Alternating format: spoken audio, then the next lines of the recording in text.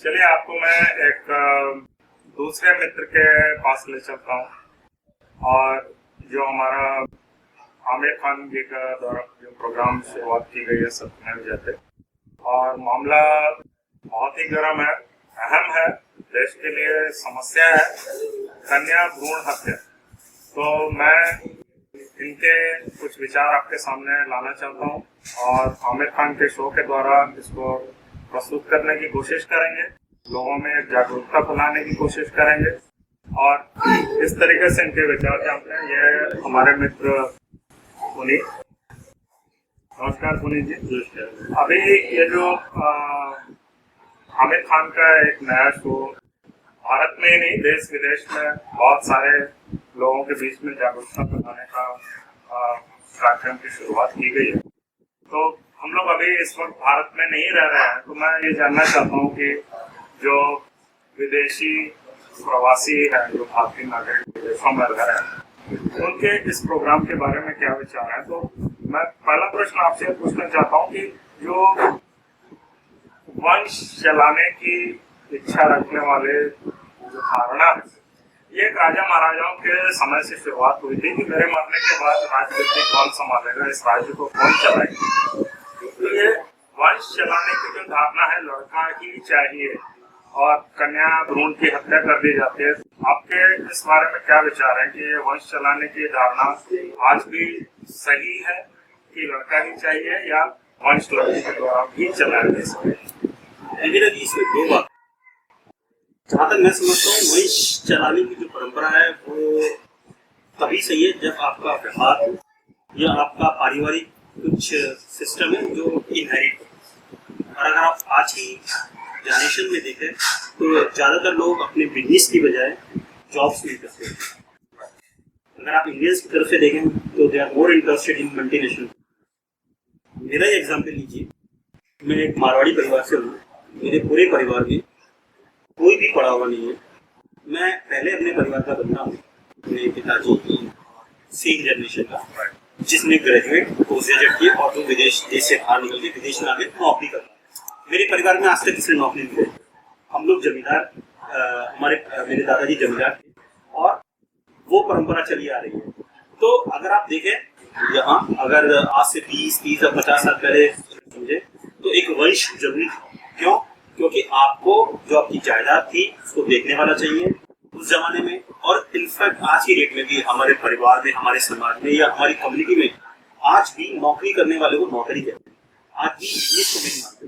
तो अगर व्यापार है तो आप चाहेंगे कि उसको आगे बढ़ाने वाला हो, इसलिए बढ़ाने वाला है। तो अगर आपका बेटा है तो वो ही आगे बढ़ाएगा। ये भी एक बहुत तक सही बात है। क्यों? क्योंकि बेटी शादी करके पाएगा। लेकिन हम आज के कॉन्टेक्स्ट में देखें तो आज कितने ऐसे लड़के हैं या कितने ऐसे लड़के हैं जो बिजनेस करना चाहते हैं या जो अपने पिताजी का व्यापार को आगे बढ़ाना चाहते हैं। आज के युवाओं की नई सोच है, वो अपने दम पे अपने आप से कुछ करना चाहते हैं। rather than inherit their own father business, they want to do themselves. जब उन्हें अपने पिताजी का बिजनेस ही नहीं करना तो वो वंश आगे बढ़ा के उनके व्यापार को क्या आगे बढ़ाएगा। इट मीन्स कि उनकी अपना अलग कल्चर स्टार्ट होगा। फॉर एग्जाम्पल, अगर आप मुझे देखें तो मैं अपने पुश्तनी व्यापार को छोड़ के IT की जॉब, मेरे जो पुत्र या पुत्री होंगे वो भी आगे चल के कोई बिजनेस तो नहीं है तो वो जॉब में जाएंगे। तो इसका मतलब वो कुछ इनहेरिट नहीं करेंगे, वो अपनी जिंदगी में। तो मेरे लिए वो लड़का हो या लड़की कोई फर्क नहीं पड़ता, क्योंकि दोनों ही अपनी जिंदगी आगे चलाएंगे।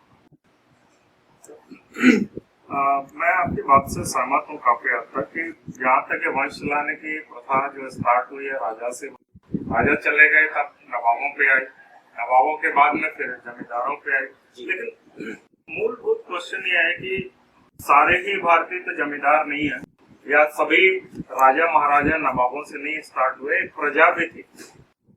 तो अब जमींदारी सिस्टम भी खत्म हो चुका है और प्रश्न ये उठता है कि जमींदारी के अलावा जो लोग हैं जिनकी की कोई बहुत बड़ी जायदाद नहीं है जहाँ पर कि वही चलाए या वही उस चीज को आगे बढ़ाए, या यदि आप लड़कियों के हिसाब से देखें तो आज के डेट में बड़े बड़े बिजनेस हैं जो कि लड़कियां रन कर रही हैं, महिलाएं रन कर रही हैं। इनफैक्ट यदि आप प्योर फाइनेंस इकोनॉमिकल बैंकिंग में जाते हैं तो अपने इंडिया में ही एक बैंक है जिसका मैं नाम नहीं लेना चाहूंगा इस शो में, लेकिन वहां पर काफी मात्राओं में लेडीज है, और यहाँ तक कि प्रेफरेंस भी है कि यदि लड़की है तो उसको पहले नौकरी कर लिया जाएगा, बिकॉज बैंक एमडी या सीईओ और something is purely run by that. देखिए रवि, इसमें दो बात है।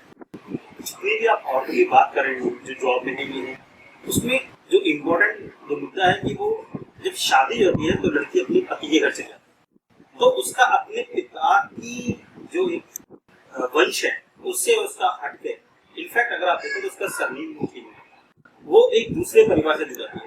अब अगर वो जॉब भी करती है, वो बिजनेस भी रन करती है, तो वो अपने उस परिवार में करती है। ऐसे बहुत कम केस होंगे कि जो लड़की है वो अपने माँ बाप का बिजनेस उसको आगे कंटिन्यू करती है। खैर, इस बात से मुझे लगता है कोई बहुत ज्यादा फर्क नहीं पड़ता कि क्या वंश चल रहा है। एक्चुअली ये हमारी सोच है कि हमारा वंश क्या चलेगा, हमारा वंश को नाम लेने। मैं आपसे एक क्वेश्चन पूछना चाहता हूँ, अगर वंश की बात करें तो आपके दादाजी या परदादाजी सोचेगा मेरा वंश चलेगा, क्या आपको अपने परदादा का नाम पता है? क्या आपको अपने परदादा की दादा का नाम पता है? उन्होंने ये सोच के चलाया था कि मेरा बेटा का बेटा का बेटा मेरा नाम रखेगा। कितनी पीढ़ी आते हो? दो पीढ़ी, तीन पीढ़ी। मुझे पूछो, मुझे अपने परदादा का नाम पता है। पर अगर आज मैं देखूं, अगर हमारे यहाँ श्राद्ध होते हैं, उसमें जब अपने पूर्वजों को पूछते तो हम सब पूर्वजों को नाम बोलते हैं, सब पूर्वजों का एक दिन कर देते, मैं किसी का नहीं बोलती। सिमिलरली चाहे वो लड़का हो या लड़की है, वो कितने दिन तक अपने पूर्वज के यहाँ होते हैं। और अच्छा, इसमें एक और बात है, बहुत से लोगों का जो मन है, मानना है कि जो लड़का या लड़की का जो एक वंश चलाने का एक और दूसरा रीजन जो मेरी समझ में आता है वो ये है कि बुढ़ापे में क्योंकि आपका बेटा ही आपके साथ रहेगा तो वही आपका पालन पोषण करेगा, वही आपको ध्यान रखेगा। लड़की तो पढ़ाई, वो तो शादी करने के बाद दूसरे घर चली जाएगी, तो वो आप आपको ख्याल रखेंगे। और मैं रवि जी आपको कहना चाहता हूँ ये जो सोच है ये बिल्कुल गलत है। मैं आपको बता सकता हूँ कि आज की डेट में कितने ऐसे लड़के हैं जो अपने माँ बाप के साथ रहते हैं। न्यूक्लियर फैमिली, माँ बाप बच्चे को पढ़ाते हैं, लिखाते हैं, उनकी एजुकेशन पर, उनकी शादी पर खर्च करते हैं। तो शादी के बाद क्या होता है? लड़का अपने माँ बाप का ना होता है, उसके बाद उसका अलग जिंदगी स्टार्ट होती है। उसके बाद माँ बाप is just like another life. आप महीने में या साल में कुछ त्योहारों को उनसे मिलने जाते हैं। कितने ऐसे माँ बाप हैं जो अपने लास्ट समय पे अपने उनके बेटे के साथ, अब देख रहे हैं आजकल सब अलग हो गए। तो मुझे लगता है चाहे वो लड़का हो या लड़की हो, शादी, और इनफैक्ट नॉट शादी, जहां तक मैं समझता हूँ कक्षा 10 तक, 10th तक समझिए कि आपका बेटा या बेटी आपके साथ है। जहाँ कोई बच्चा अगर 10वीं में आया, उसके बाद वो पढ़ाई का हो गया, उसके दिमाग में केवल पढ़ाई है। फिर माँ बाप जस्ट ATM मशीन है, बस उनके कैरियर की चिंता है, उनको पैसे देना है। उसके बाद अपनी एजुकेशन, फिर वो पीने जाएंगे, उनके अलग शौक, उसके बाद उनका अफेयर्स, उनकी लव, उनका करियर, वो अपनी एक अलग जिंदगी में चले जाएंगे। आपका वंश आप कहाँ फिर, आप तो उनके छोटे छोटे मूवमेंट में उनका साथ देते हैं। माँ बाप केवल कुछ समय के लिए आपके साथ है, और जब शादी हो गई तो चाहे आपका बेटा या बेटी आपसे अलग हो गई, तो आपका कहाँ किसने वंश बढ़ाया? तो मेरे हिसाब से अगर हमारी सोच है कि लड़का ही केवल वंश बढ़ाएगा, लड़की, ये ऐसा कुछ नहीं। चलिए, मैं बहुत खुशी हुई आपसे जानकर के आपके जो विचार है। ये आपकी बेटी? ये मेरी बेटी है, इसका नाम है दिया। ये से हाय टू अंकल, बड़ी प्यारी सी बेटी है। तो ये शायद आपकी पहली बेटी है जी। जब हुई तो आपको, आपकी और आपकी श्रीमती जी की, दोनों की क्या प्रतिक्रिया? चलिए मैं इसके बारे में पूरी स्टोरी सुनाऊं। जब हमें पता चला कि मेरी पत्नी एक्सपेक्टेड है, तो क्योंकि हम लोग सिंगापुर में रहते थे, और सिंगापुर में आप जानते हैं कि लीगल है, यहाँ doctors I think 4th month में बता देते हैं कि लड़का है। बट एज ए पेरेंट्स और एज ए मारवाड़ी और as a parent from a business background, मैं नहीं चाहता था कि मैं अपने माँ बाप को बता दूं या मैं अपने आप को जानूं कि मेरे लड़का है, क्योंकि मैं जानता था कि अगर कहीं ना कहीं मेरे माँ बाप या मेरे रिलेटिव्स को पता चल जाए कि ये लड़की है, तो उनका ध्यान खींचना हो जाएगा, वो उसको इतना अप्रिशिएट नहीं करेंगे। इसी वजह से मैंने किसी को नहीं बताया। हमने डॉक्टर के पास भी जब चेकअप किया था तो मैं सिर्फ डाउट था, तो please don't tell about the sex. Last month तक, अभी आप जानते हैं कि जैसे जैसे वो प्रेगनेंसी की डेट बढ़ती है, 7th मंथ में जो बड़ी बुजुर्ग होती हैं वो दिक्कत आती हैं, कुछ सिम्टम्स होते हैं, जैसे पेट इधर निकल रहा है तो लड़का होगा, या नारियल फूटा है, पानी निकला। तो मेरी माँ, मेरी पत्नी जी की माँ, और जो हमारे दूसरे रिलेटिव्स हैं, दादी का नाना, वो सब लोग भी ऐसे बताते हैं इसके तो लड़का होगा, इसके लड़कियों का एक हमारे यहाँ कहा जाता है बुढ़िया पुराण करिया पुराण है जी जी उस तरीके से। हाँ, तो वो सब चलता रहा मतलब 7th में। अच्छा क्या हुआ कि वेरी इंटरेस्टिंगली कुछ इतने लोगों ने बता दिया वो सिम्टम की लड़का है, तो हम लोगों ने भी कहीं ना कहीं मन में कि लड़का है, और इनफैक्ट हमने नाम भी सोच लिया और हम उसको नाम लेके बुलाते हैं। तो अभी लड़का सब लोग, but to be very frank मैं चाहता था कि मेरी लड़की हो।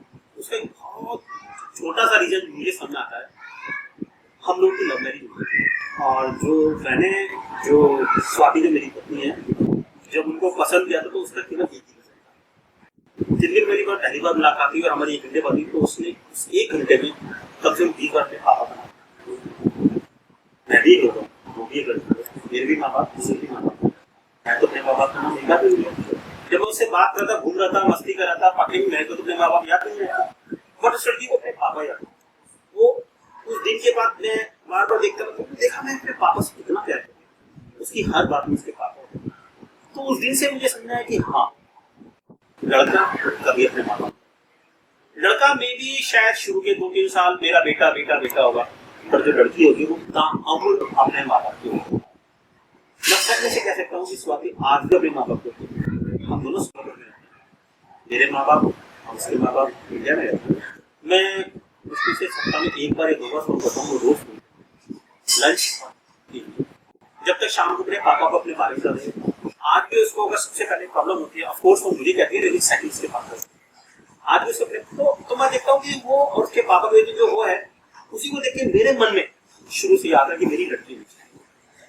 एंड ऑनेस्टली जब डिलीवरी हुई तो क्योंकि इंडिया में तो पता चलता नहीं, और हमने हमारी डॉक्टर से भी हमने कहा कि हमें नहीं पता ये लड़का है लड़की है। हेलो बेटा, hello Miraya, how are you? Thank you. तो हमको जब खबर आई जब की लड़की हुई है तो आप विश्वास नहीं मानेंगे, चिल्ला होगा, ये इतनी खुशी हुई कि लड़की हुई, ये मेरी मुराद थी। बट अदर हैंड अगर आप मेरी मम्मी या मेरी सासू माँ का रिएक्शन देखो तो उनका चेहरा किसी ये ध्यान नहीं कि किसी रेटिंग ने बता कि लड़की हो गई ठीक है, नेक्स्ट लड़का हो जाता तो अच्छा होता। तो उस समय मैं और मेरी पत्नी बहुत खुश थे, हम लोग इतना खुश थे क्योंकि मेरी पत्नी को बच्चों से, लड़कियों से खास करके सजाने में, उनके लिपस्टिक सजाने में और उनको सजाने में बहुत मजा आता। तो वो जो दूसरों के बच्चे तो उनको बहुत प्यार देते, तो मुझे लगता था कि थैंक यू बेटा, आपके लिए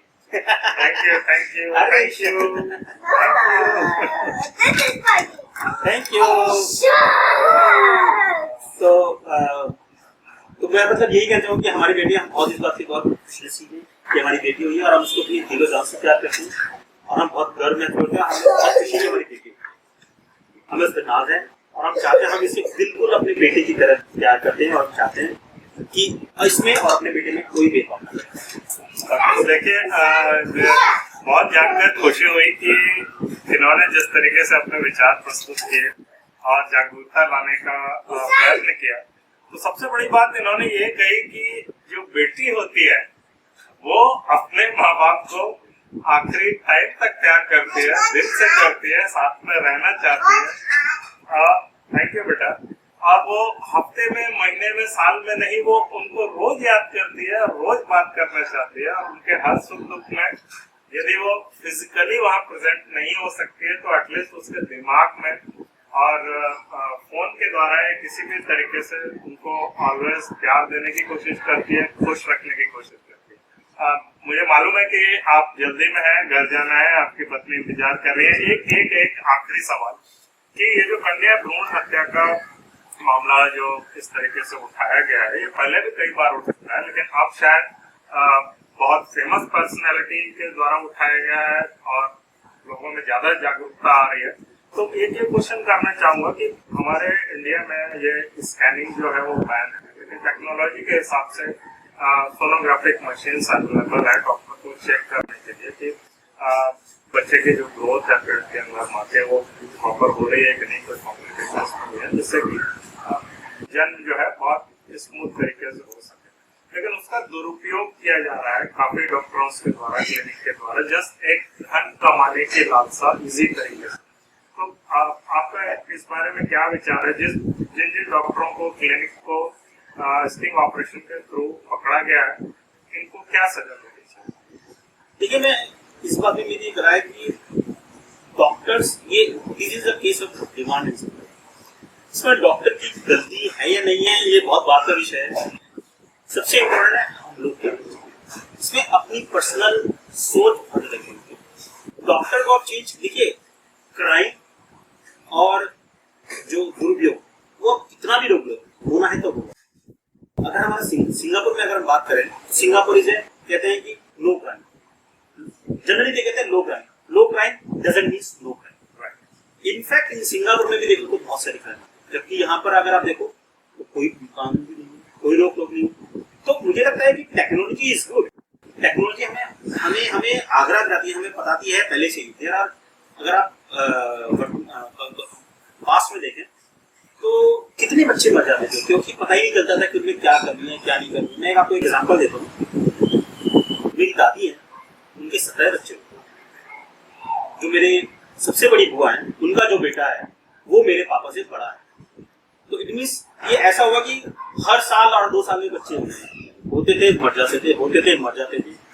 आखिरकार में उनके 6 बच्चे हैं, तो 17 में से केवल 6, तो हर साल का।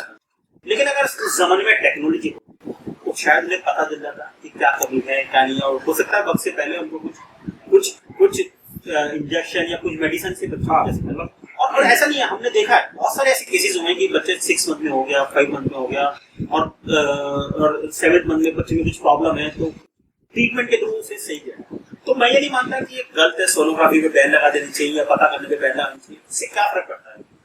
चलिए अगर आपने बैन भी लगा दिया, लेकिन मैं एक बात कहता हूँ, अगर जिसे माँ बाप को अपनी बेटी नहीं रखनी है तो पैदा होने के बाद में मार देगा। कितना पता लगता है? छोटा सा बच्चा है, इसको क्या पता है? जहाँ माँ इधर उधर हुई, जरा सा टैटू दबाया या कुछ करके मरते हैं। कितना लोग होगा? अगर आप डॉक्टर पे बैन भी लगा दें तो उससे कोई फर्क नहीं। जो इसकी झूठ है वो हम सब लोग हैं। हमें अपने में जागरूक करना पड़ेगा। हमें जो हमारी मानसिकता है उसे बदलना पड़ेगा। हमें लोगों को दिखाना पड़ेगा कि देखो भाई, हमारा लड़का हो या लड़की कोई नहीं, जब तुम मर रहे हो तुम खुद देखो, तुम लड़ते हो, तुम अपने माँ बाप और तुम्हारे सामने जो जनरेशन है आगे, वो कितना ध्यान देंगे, चाहे वो लड़का हो लड़का, कोई फर्क नहीं पड़ता। बहुत सारे लोग सोचते हैं कि लड़के की कमाई, एक बहुत महत्वपूर्ण बात क्या है कि लड़का होगा तो उसकी कमाई मेरी होगी। अगर आप देखें तो क्या सच है? जैसी लड़की की शादी हो उसकी सारी तनख्वाह उसकी बीवी के पास, और आज की इस महंगाई के बारे में उसके पास पैसा ही नहीं बचता। वो अपने बच्चों का पेट पाल ले वही बहुत है। माँ बाप तो बहुत दूर की बात है। तो ऐसे में वो उनका क्या ध्यान रखेगा और क्या करेगा? आखिर में जब तक दोनों हस्बैंड वाइफ ना कमाए तब तक का खर्चा नहीं चलेगा। दोनों कमा रहे हैं, अगर आपकी वाइफ भी कमा रही है तो क्या वो अपने माँ बाप को नहीं देगी? तो क्या वो केवल आपके पति के माँ बाप को? तो अगर ये सोच है आपकी कि मेरा बेटा मेरा भविष्य चलाएगा, तो ये आपकी सोच है। तो मैं इतना ही कहना चाहूंगा कि डॉक्टर्स ठीक है, मैं मानता हूँ वो गलत है या उन्होंने कई बार करा है या सही नहीं करना चाहिए, बट वो पूरी समस्या का मेरे मात्र 1%। जो बड़ा पाई है, जो बिग पिक्चर है, वो हम लोग हमारे में जागरूक कराएंगे।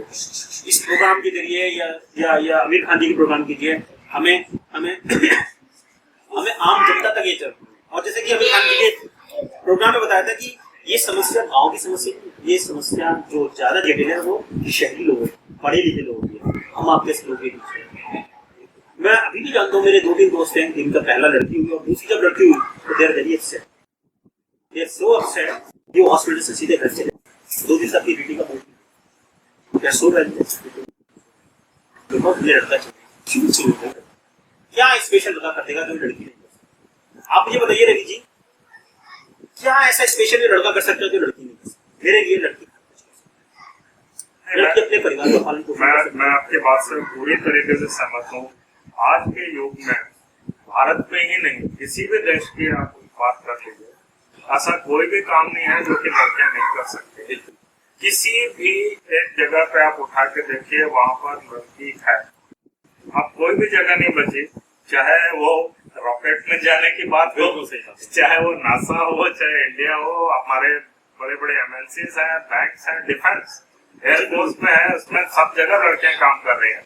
और जो आपने बात कही, जो प्रश्न का उत्तर दिया, ये बात बहुत सही है कि टेक्नोलॉजी का सही इस्तेमाल करें। जिस भी साइंटिस्ट ने वो मशीन बनाई है उसको एक सही इस्तेमाल करने के लिए बनाई गई है, और उसका सही इस्तेमाल नहीं होगा तो उसमें सिर्फ डॉक्टर ही दोषी करार नहीं पाया जाता है। इसमें आप हम जैसे काफी लोग हैं जो कि सेम सहभागिता रखते हैं, क्योंकि जब तक हम डॉक्टर के पास जाके ये नहीं पूछेंगे कि माँ के पेट में पल रहा बच्चा लड़का है या लड़की है, तो ये रास्ता नहीं निकलेगा कि गलत तरीके से उसको पता किया जाए या अबॉर्शन किया जाए और उस तरीके से पैसे कमाए जाए।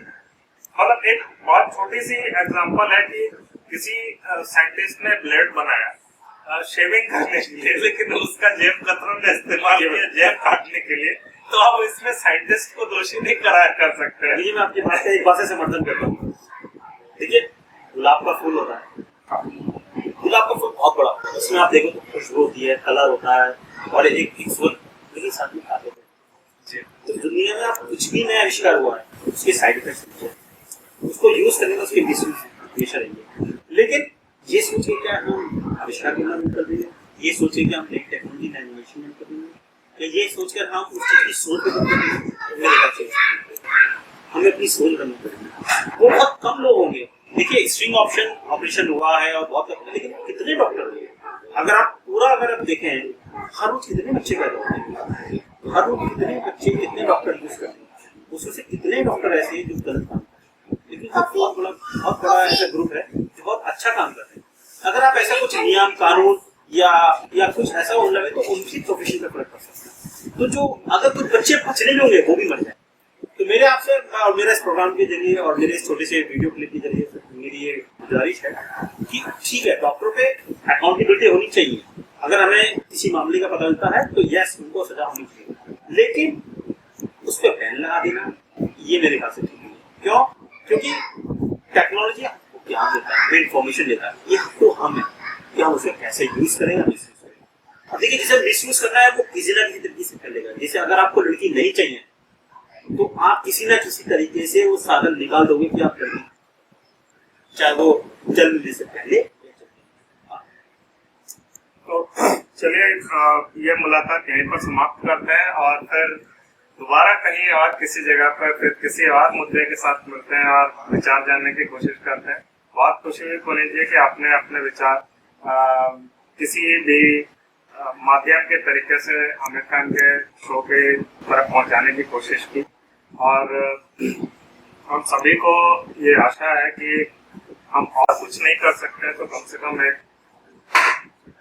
जागरूकता लाने का प्रयास तो किया ही जा सकता है, जिससे कि सही दिशा में सही जगह पर टेक्नोलॉजी का इस्तेमाल हो, लोग उसको सही तरीके से यूज करें और एक सफल सुखी समाज, परिवार, भाई बहन, बहू, बेटी, भाभी सब लोगों को मिल सके और हंसी खुशी से जीवन बिता सके। आपका बहुत बहुत धन्यवाद। Thank you.